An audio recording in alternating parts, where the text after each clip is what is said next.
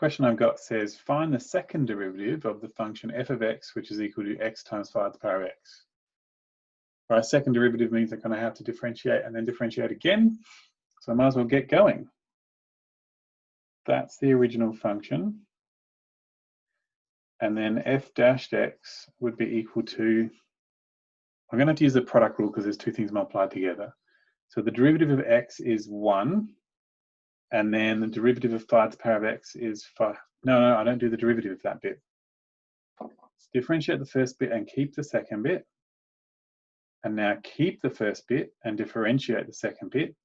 So the derivative of 5 to the power of x is still 5 to the power of x, but I'll have to multiply by ln 5.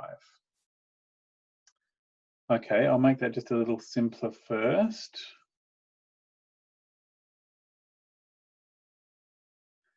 And now to get the second derivative, I'll have to differentiate again.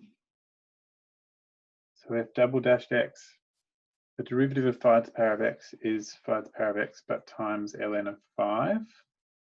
And then this bit is still a product rule because there's two things multiplied together. So I've got that bit and that bit.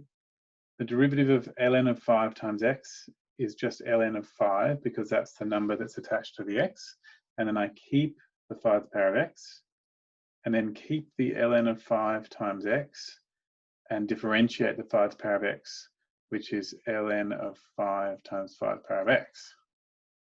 Okay, I've got an ln of 5 times 5 to the power of x plus another ln of 5 times 5 to the power of x, so that's two of those. And then I've got an ln of 5 squared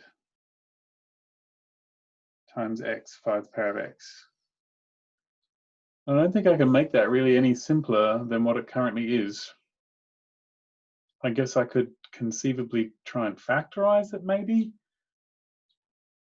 Ln of 5 is in both of these, and a 5 to the power of x is in both of these, and what's left behind is a 2, and then ln of 5 times x. It looks a tiny bit simpler. I could have left it like this, but either way, it's the answer.